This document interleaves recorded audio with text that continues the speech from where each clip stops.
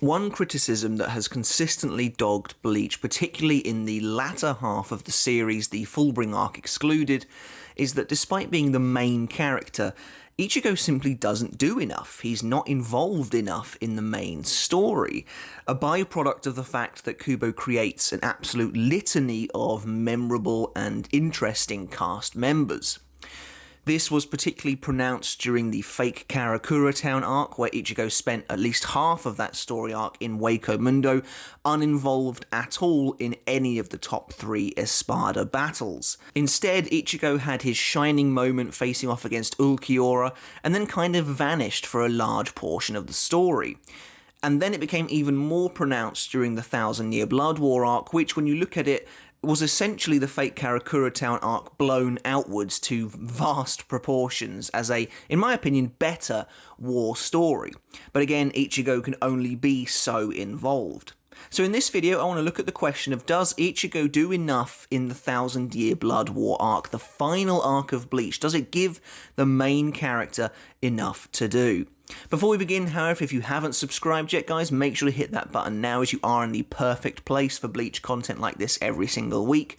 Also, don't forget to give the video a like if you enjoyed it, because it really helps with exposure on YouTube. And also, if you want to help support the channel further, you can now become a member by hitting the join button down below. So as I was saying, it was an enduring complaint during the fake Karakura Town arc that Ichigo just simply wasn't involved enough. Many people said that, Kubo had forgotten about him, it had been ages since the last time we'd seen Ichigo, and that this was a real problem for the story, as he's supposed to be the main character, the focus point of Bleach. And if Ichigo is missing, what's the direction? Or are we just in an aimless series of battles that aren't moving the plot along? When the Soul Society and Wako Mundo are attacked by the Vandenreich, a hidden empire of the Quincy in the final arc of Bleach, all-out war breaks loose across almost every world in the Bleach story arc, and this forms the through-line plot for the entire final arc, and Ichigo has a role to play in that. And to be honest with you, I've always been fine with the role Ichigo had in the final story arc. And yes, he doesn't appear all that much, but then I also don't think he appears as little as people seem to remember him doing. Briefly, if we take a look at Ichigo's involvement in the final arc, he is involved heavily from the beginning. He takes an expedition to Wako Mundo to kind of find out what's going on when Nell and Pesce arrive to tell him that Dondochaka has been kidnapped by the Quincy's, and from there he has a pretty nice fight against Kurosaki, Sternritter J, the hunting captain. The problem with this is I think Ichigo has a very solid involvement in the Thousand Year Blood War arc from the start of the arc to about the end of the first invasion, and from there he kind of goes on almost a bit of a training quest in the Royal Palace, which means he does invariably get left out of the start of the next battle, and he's not involved in that second invasion for almost 40 chapters or so. And it is similar to the treatment he received in the fake Karakura Town arc, but I have to ask, is it really a problem? Is Ichigo going missing for this long a symptom of something worse with the story, or is it just how the story should be told? You have to remember that Ichigo is not a bystander. He is an active participant in the battle. He fights Kurosaki at the start of the Thousand Year Blood War arc, and he gets properly involved in the story against the Quincy's. But Yhwach and the Sternritter are not necessarily Ichigo's enemies alone. They are very much a military organization going up against the Gotei 13. They are the Gotei 13's enemies, not necessarily Ichigo's. They are Ichigo's enemies by default because he is allied with the Shinigami. This is supposed to be the war to end all wars, the one that includes and encompasses every race, and Ichigo is a part of that. He is one of many focus points in the final arc, and I actually thought, for the most part, it worked pretty well. I never felt like I was missing Ichigo too much when he wasn't around, and the reason for that is because Bleach has always been about more to me than just Ichigo. He is a cog in a larger machine. And I've always found Kubo's characters to be so fascinating that I've never minded spending time with the captains. In fact, I've actively enjoyed it. Back in the fake Karakura Town arc, I wanted to see Shunsui fight. I was really excited to see Shunsui fight people. I was really excited when the Vizards turned up, and Ichigo was not around for any of that.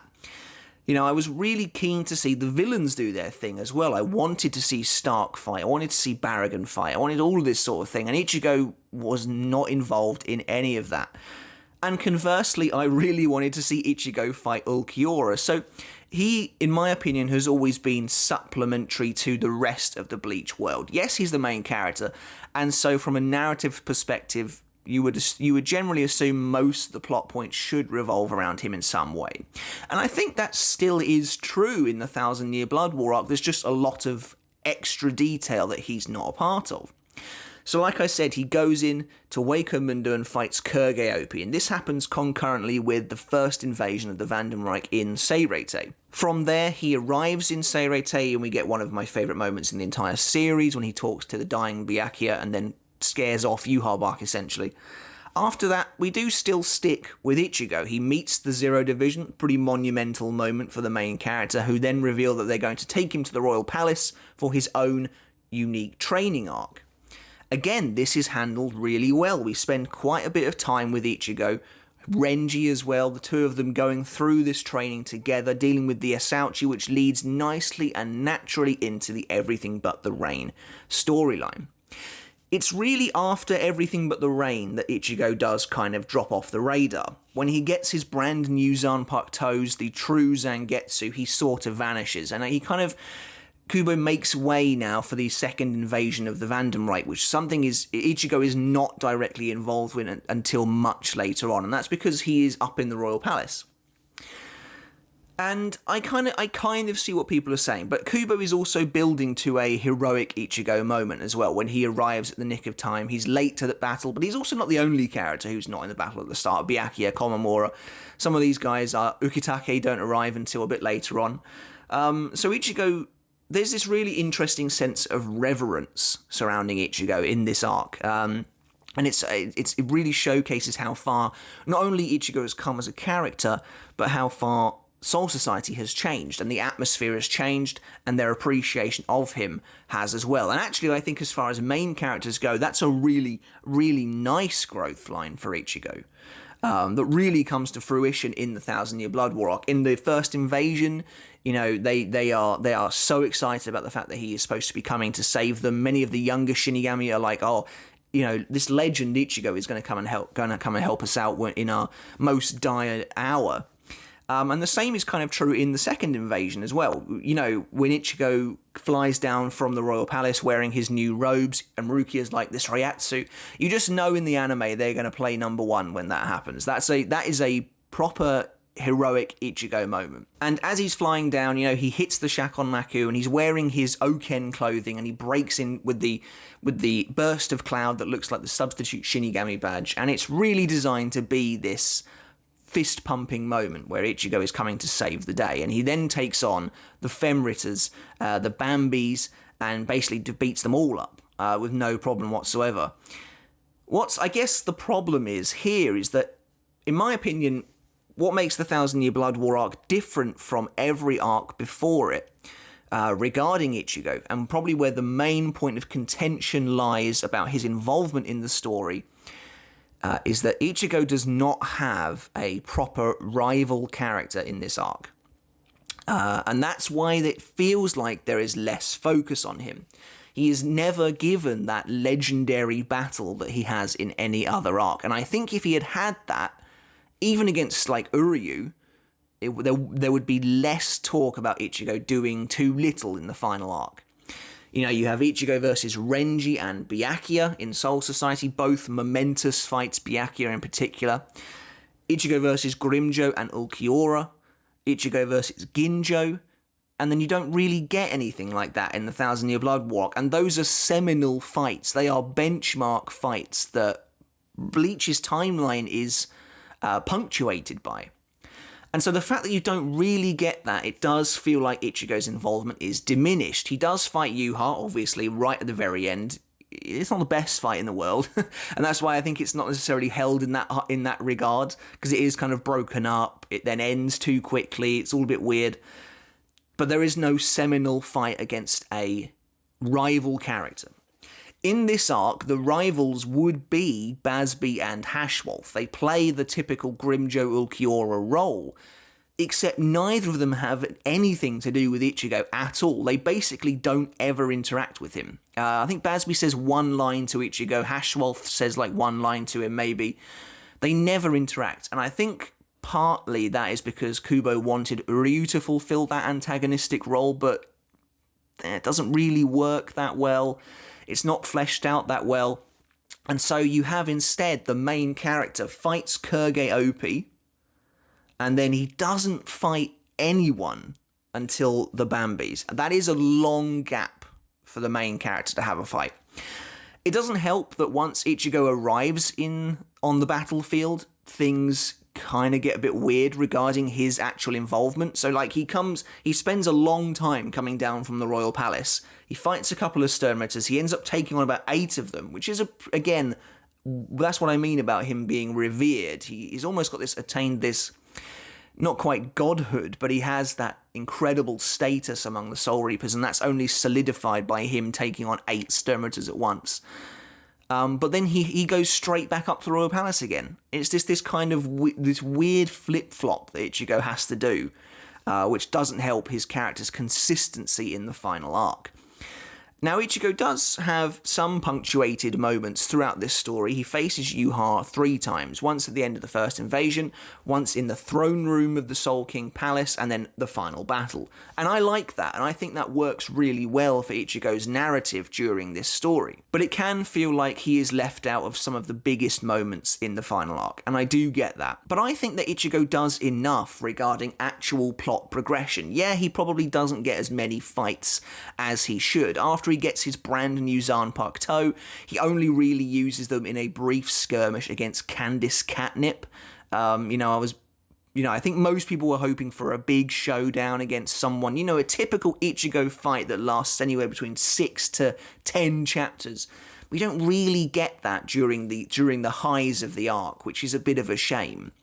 But like I said, I'm perfectly happy with Ichigo's role in the final arc. I think he's involved more than you maybe remember he is. He plays a fully active role during the start of the arc all the way through his Royal Realm training until Everything But the Rain, when he gets his true Zanpakuto. That's when he kind of disappears for a little while. That's when the fake Karakura town part of the arc begins, where it's just captains versus Sternritters, etc, etc. But, I contend that that is not a problem. I've always loved Bleach's supporting cast. Sometimes more than I like Ichigo. I don't just read Bleach for Ichigo.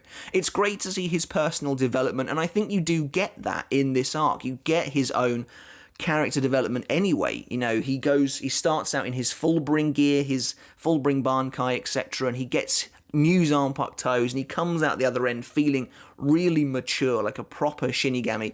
The bottom half of his gear even looks like a distorted version of a Captain's Hayori, if that wasn't on the nose enough. Like, Ichigo really has become this mature fighter for the Gotei 13. I love the moment when he arrives and he says to Kenpachi, "I'm here to save you," with this great look on his face. Lovely role reversal from the Arrancar arc. Maybe he could have done with more moments like that, but at the same time, I'm not unhappy with his showing.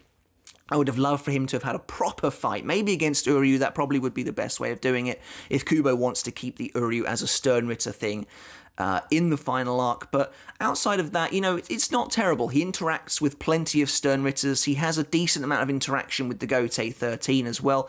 But you have to understand that this war encompasses everybody. Everyone is putting something on the line here. And I just think that Kubo made a choice to involve the Gotei just as much as he involves Ichigo, and I don't have a problem with that.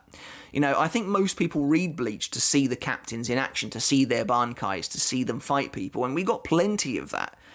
I have no qualms with spending 5 chapters watching Rukia fight Asnot, because it's great. Asnot's a cool character, Rukia gets great character development, we see her Bankai, 5 chapters, half a volume, no problem at all. And then Ichigo shows up after the Kenpachi and Gremmy fight to save Kenpachi, which I think works really, really well.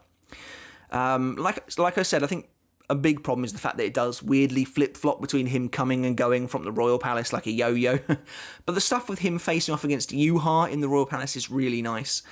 Maybe, again, Ichigo could have done more in the Varvelt section, the final section, but, you know, once again, he is involved concurrently with the Gotei 13, or what's left of it anyway, and I think it works perfectly well. I have no problem with that. So to wrap up, guys, Ichigo's role in the final arc, what did you think of it? How did you think he was used? Were you happy with it? Do you think it would have benefited from him having a proper rival throughout the arc from the beginning, you know, to the end, like he does in every other arc until now, basically?